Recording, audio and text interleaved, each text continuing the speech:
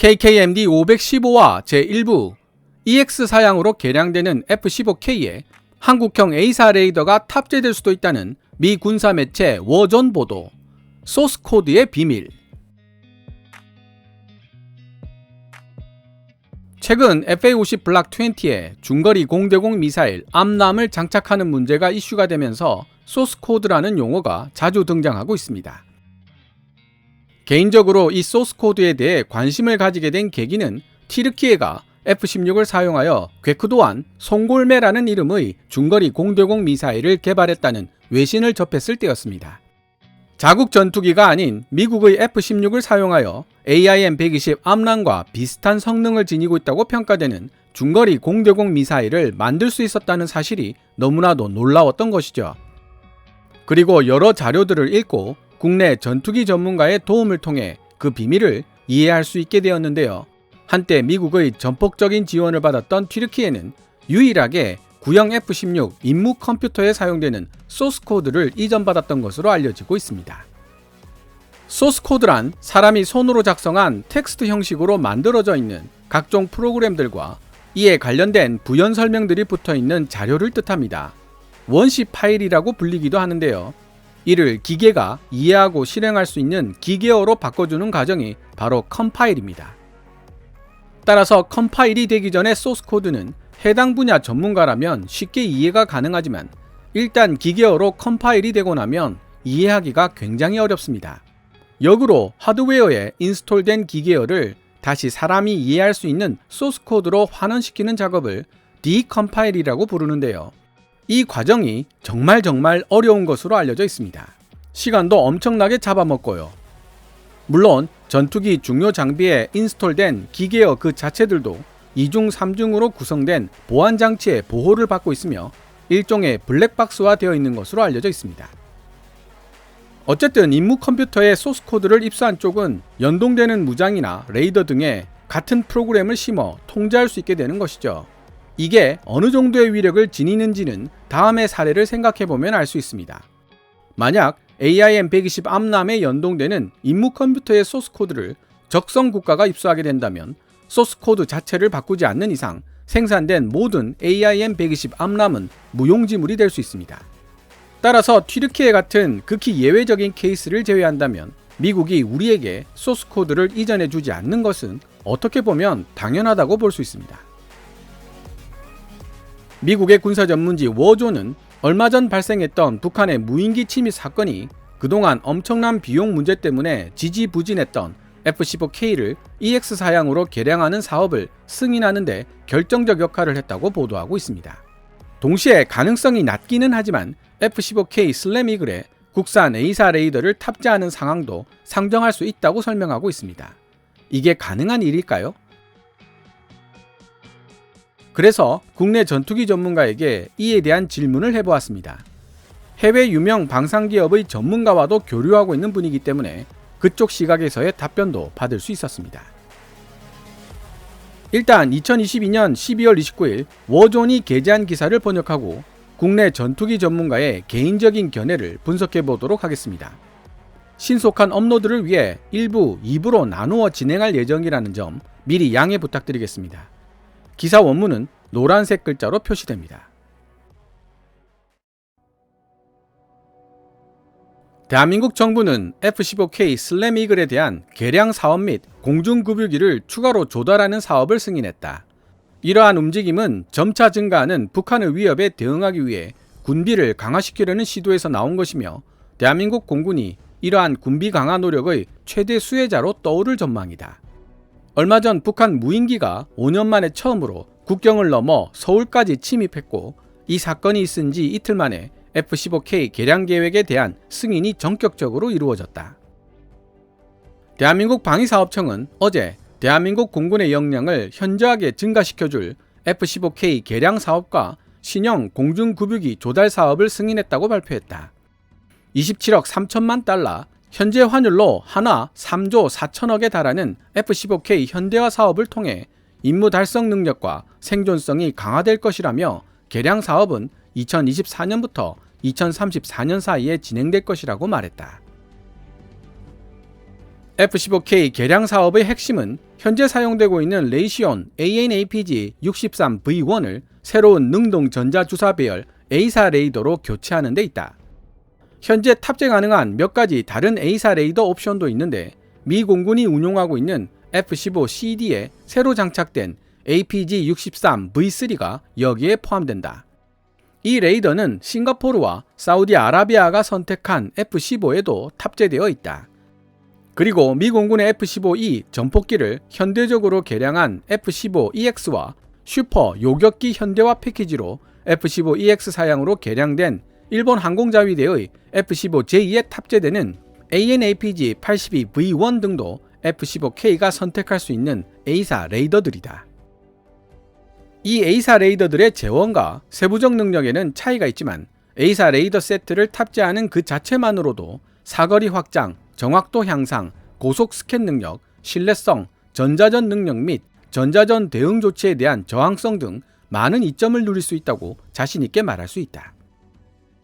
가장 주목해야 할 부분은 F-15K에 탑재될 고성능 A사 레이더가 순항 미사일과 드론처럼 저공 비행하거나 스텔스 기능을 갖춰 레이더 반사 면적이 낮은 목표물을 탐지하는 데 중요한 역할을 하게 될 것이라는 점이다. A사 레이더의 이러한 능력은 미국 주방위군 공군이 F-15CD를 개량하고 이제는 본토 방어를 맡게 될 F-16 전투기들에게도 A사 레이더 세트를 탑재하도록 만든 주요 원동력이었다. 5년 만에 북한 무인기가 침입하는 사건이 벌어지는 등 최근 들어 북한의 순항미사일과 무인기로부터 발생하는 위협이 나날이 증가하고 있다는 점에서 F-15K에 A사 레이더를 탑재하는 개량 작업이 가지는 의미는 결코 작지 않다. 또한 가능성은 떨어지지만 대한민국이 차세대 국산 전투기인 KF-21 보라매를 위해 개발하고 있는 국산 레이더를 F-15K에 장착하는 방안도 생각해 볼 수 있다. 국내 기업 하나시스템에 의해 개발되고 있는 이 레이더 역시 A사 레이더이다. 미국이 만든 전투기 F-15K에 국산 A사 레이더를 장착하는 것이 과연 가능할까요? KKMD를 꾸준하게 시청해 오셨던 시청자라면 공대공 미사일 등을 관제하는 사격 통제 레이더와 전투기 미션 컴퓨터가 서로 데이터를 주고받을 수 있도록 연동되기 위해서는 소스코드의 공유가 필수라는 사실을 이미 알고 계실 것입니다. 하지만 이러한 레이더나 미션 컴퓨터의 소스코드는 비단 미국뿐만 아니라 거의 대부분의 나라에서 대외비로 취급하는 물건입니다. 개인적으로 워존 정도 되는 매체에서 불가능한 일을 언급하지는 않을 것이란 생각에 국내 전투기 전문가에게 국산 A사 레이더를 F-15K에 탑재하는 것이 가능할지를 서면으로 질문해 보았습니다. 최근 그 답을 받았는데요. 결론부터 말씀드리자면 가능한 일이라고 합니다. 번역을 끝내고 이에 대한 상세한 설명을 드리도록 하겠습니다. 이번 개량 작업은 AN/ALR-56 레이더 경보 수신기와 AN/ALQ-135 전파 방해기로 구성되어 있는 F-15K의 통합 전자전 장비도 현대적으로 개선시킬 것이다. 일본 항공자위대가 운용하고 있는 F-15J를 슈퍼 요격기로 업그레이드하는 패키지에는 BAE 시스템즈의 AN/ALQ-239 디지털 전자전 시스템 듀스가 포함되어 있는데 F-15K의 전자전 시스템도 듀스로 개량될 가능성이 크다. BAE 시스템즈는 또한 현대적으로 업그레이드된 미 공군의 F-15E와 F-15EX 이글2에 사용되는 최신 디지털 전자전 시스템 e포스도 생산하고 있다. 업그레이드된 F-15K 슬램 이글은 또한 새로운 미션 컴퓨터를 받게 될 것이다. 현재 F-15K에서 사용되고 있는 미션 컴퓨터는 허니웰사의 Advanced Display Core Processor ADCP이다. 후술하겠지만 F-15K가 새로운 미션 컴퓨터를 탑재하게 될 예정이기 때문에 국산 A사 레이더를 장착할 수 있는 가능성이 열리게 됩니다. 전투기의 두뇌라고 할 수 있는 미션 컴퓨터는 레이더뿐만 아니라 엔진, 전력계통, 방향 제어 장치, 각종 센서 및 무장들과도 연동되어야 한다는 특성을 지니고 있습니다. 컴퓨터이기 때문에 당연히 운영체제 OS가 필요한데요. 우리나라는 현재 미션 컴퓨터를 자체적으로 개발해서 생산하는 단계까지 와 있지만 이 컴퓨터를 제대로 사용하기 위해 필요한 운영체제 개발 능력은 별개의 이야기입니다. 아무리 좋은 신형 컴퓨터를 샀다고 하더라도 윈도우 95를 설치한다면 1990년대 컴퓨터와 별다른 성능 차이를 느끼기가 어려울 것입니다. 국내 언론 이데일리가 2023년 1월 11일에 게재한 기사에 따르면 국내 방산 제품에 사용되는 소프트웨어들 중 응용 프로그램의 일부를 제외한 나머지 소프트웨어의 97%가 해외에서 수입된 것들입니다. 미국의 소프트웨어 기술력을 100으로 봤을 때 영국이 90, 프랑스가 89, 독일이 88 정도이고 대한민국은 75로 선진국들과 3년에서 5년 정도의 기술력 차이가 있는 것으로 알려지고 있습니다. 현 시점에서 새로운 무장 탑재에 대한 언급은 없지만 조종석 디스플레이를 대형으로 교체하고 JHMCS-2 헬멧 장착형 조준 장치가 도입될 가능성이 있다. 1974년부터 양산된 F-15 전투기에 3조 4천억이라는 엄청난 투자를 하는 것이 과연 합리적일까? 라는 의문이 생길 수도 있다. 하지만 대한민국에게 있어 이는 매우 합리적인 투자라고 볼 수 있는데 1990년대 기술을 전격적으로 투입하여 당시 미 공군이 운용하던 F-15E보다도 우수한 성능을 지녔다고 평가되기도 했던 F-15K 슬램이글은 사용기간이 평균 14년에 불과해 아직 많은 수명 주기가 남아있기 때문이다. 1990년대 중반에 시작된 FX 프로그램에 따라 최초로 도입된 61대의 F-15K들 중 첫 번째 기체는 2005년 말에 정식으로 대한민국 공군에 실전 배치되었다. F-15K는 여전히 대한민국 공군 전투비행단의 선봉을 맡고 있다. 미 공군의 F-15E가 공대공, 공대지 임무도 수행할 수 있는 다목적 자산으로 개발되기는 했지만 특히 대한민국에 수출된 F-15K 버전은 북한에 위치한 목표물, 그 중에서도 지하 요새화된 목표물에 대한 장거리 정밀 타격 임무를 수행하기 위한 장비를 갖추고 있다.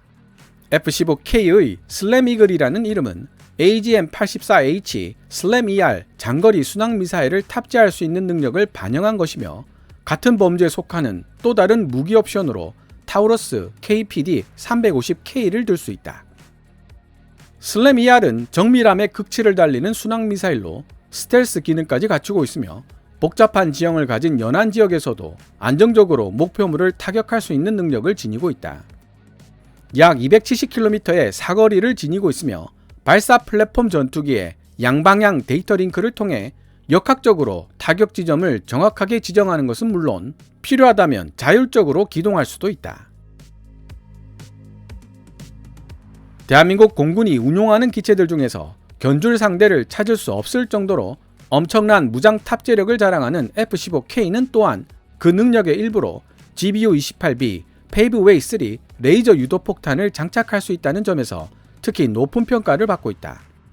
무게가 2130kg에 달하는 관통형 GBU-28B 벙커버스터는 북한 미사일과 항공기 그리고 핵시설을 수용하고 있는 요새화된 벙커나 동굴은 물론 북한 지도급 인사들이 머무르게 될 지하 지휘소에도 사용될 것으로 보인다. 슬램-ER과 이를 단독 운용할 수 있는 F-15K의 전략적 가치는 이미 대한민국 방위사업청에 의해 명확하게 밝혀진 바 있으며 한 고위 관계자는 다음과 같이 말했다.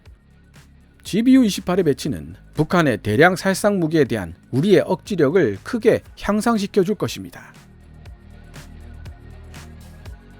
F-15K는 또한 최근 북한의 도발에 대응하는 데도 앞장서 왔다. 지난 10월에는 휴전선 반대편에서 비행하며 공대지 사격 훈련을 실시한 북한 전투기들에 대응하여 F-15K가 포함된 30여 대의 대한민국 공군 전투기들이 긴급 출격한 것으로 알려졌는데 이런 사건에 대응하는 대한민국 공군 전투기의 숫자는 보통 30여 대보다 훨씬 적은 것이 일반적이었다.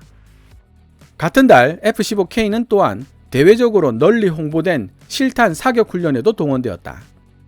이 즈음 북한에서 발사된 중거리 탄도미사일 IRBM이 일본 상공을 넘어 태평양에 낙하했고 이에 대한 직접 대응 차원에서 F-15K가 벙커버스터 합동 정밀 직격탄 제이담 2발을 투하하는 훈련을 했던 것이다.